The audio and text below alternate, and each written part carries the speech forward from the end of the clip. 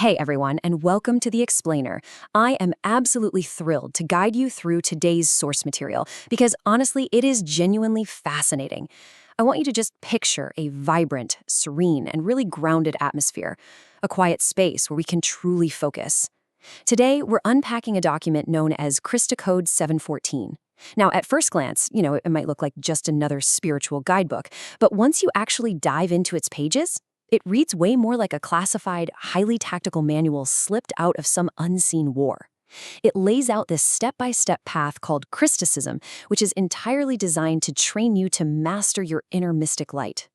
Basically, it's a super-structured approach to identifying the invisible forces that quietly sabotage us, all while teaching us how to invest our spiritual energy like it's a secret currency. It's a deep, complex text, and we're going to break the whole shebang down right now. Okay, let's dive into this. Our source material introduces this whole framework through a conversation between a father and his son, Evan. Now, Evan is a 20-year-old guy. Picture your typical, contemporary, sharp young adult, just trying to navigate a world that feels, well, increasingly chaotic. And Evan confesses something to his dad that I think is incredibly relatable for a lot of us. He says, "I feel vulnerable to the future." Which brings us right to a really crucial question that the text wants us to ask ourselves. Are you actually in control of your life? Or is something else driving? I want you to really think about that for a second. How often do you do things you later regret? Almost as if you were operating in a trance. Evan admits to his dad that he can resist temptations for weeks, but then suddenly, something just snaps. He gives in, and only later realizes he wasn't really the one driving. His stronger, more disciplined side basically gets pushed aside, puts asleep, and someone or something else takes the wheel. It's a profound observation about human behavior, and it perfectly sets the stage for the solution this text offers. So, to solve this crisis of vulnerability, the text introduces Crysticism. It's a spiritual path that uses what the text calls prodigy parable proto-codes. Now, I know that's a mouthful, but essentially, these are specific teaching stories meant to awaken your core conscience. But what does that actually mean for your day-to-day life? Well, it means transforming from someone who just feels inspired every now and then into a full-on mystic warrior. And a massive part of this is learning to spot the tempters. According to the manual, tempters are unseen beings that deploy incredibly precise desires customized entirely for you, specifically to drain your potential. So this framework isn't just some abstract theory up in the clouds. It's presented as a highly tactical method for identifying these exact invisible enemies that sabotage our daily focus and drain our energy. So, how do we actually fight back and gain control? Let's get into Section 1, the horse and rider, mastering soul-body dynamics. The text brilliantly illustrates the core metaphor Evan's dad uses to explain human vulnerability. We have the horse and the rider. So on one side, the horse represents your temporary human body. It's constantly driven by hormones, instincts, false beliefs, and physical impulses. Basically, it's the part of you that just wants snacks and a nap, right? On the other side, we have the rider, representing the eternal soul. To live a truly better life, the text argues, you cannot live simply as a human animal. You have to manage your temporary body from the level of your soul. The rider trains the horse to obey, giving the signal to run without having to micromanage every single step.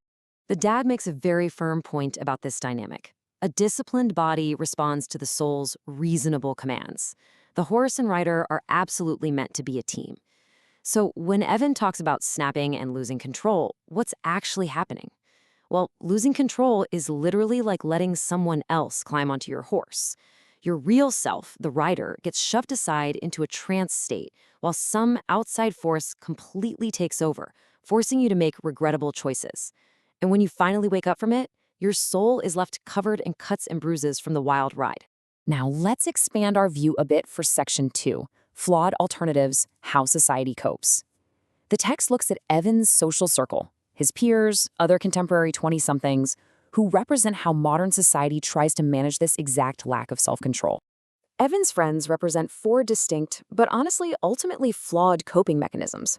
First up, we have Ingesoul, who views unrestricted experimentation, even full-on moral collapse, as some sort of pathway to self-realization. Then there's Abby. She relies entirely on passive obedience and long-suffering, basically just waiting around for a savior to do the heavy lifting, rather than exercising any personal agency. Next is Diesel, the rebel of the group, who thinks that being self-controlled all the time makes you a slave, and that actively losing control is what proves you're actually free. And finally, Rev, who falls into this sort of karmic nihilism, relying purely on distractions, rewards, and medications to get by.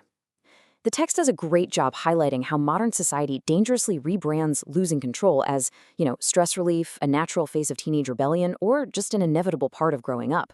But Evan completely rejects all those alternatives, declaring, I want to find the core of the real me, so I can act wisely, virtuously, on purpose.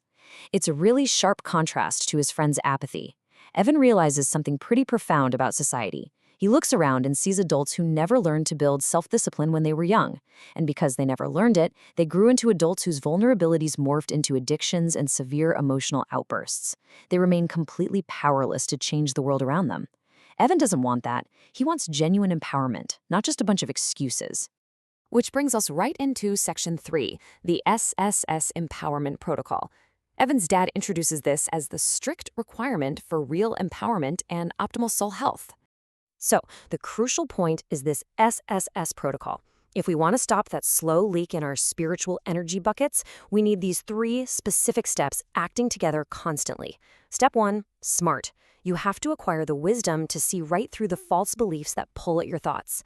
Step 2, saintly. You must cultivate divine virtues and real moral clarity. Step 3, self-disciplined. This is where the sheer willpower comes in to consistently override those physical impulses of the horse we talked about earlier. Self-discipline is what keeps the soul from misusing energy, but here's the catch. It entirely depends on having the wisdom and virtue from those first 2 steps. You literally need the whole package. And you might be wondering, why go through all this intense effort? Well, the text reveals the ultimate goal of Crysticism right here. Full-time SSS empowerment is a prerequisite for advanced soul superpowers. Yeah, you heard that right. We aren't just talking about being a responsible citizen or managing your daily routine nicely. The text claims that complete self-discipline unlocks pathways to actually master control over matter and energy. We're talking about literally upgrading the soul's influence over physical reality, doing things like healing the sick or casting out unseen negative forces. It's next-level stuff. But as you can imagine, pursuing that level of influence is definitely not a casual hobby. That brings us to Section 4. Warrior or prey, which outlines the intense, high-stakes consequences of this entire spiritual framework. Now, what's really interesting about this part is the severe warning Dad gives Evan.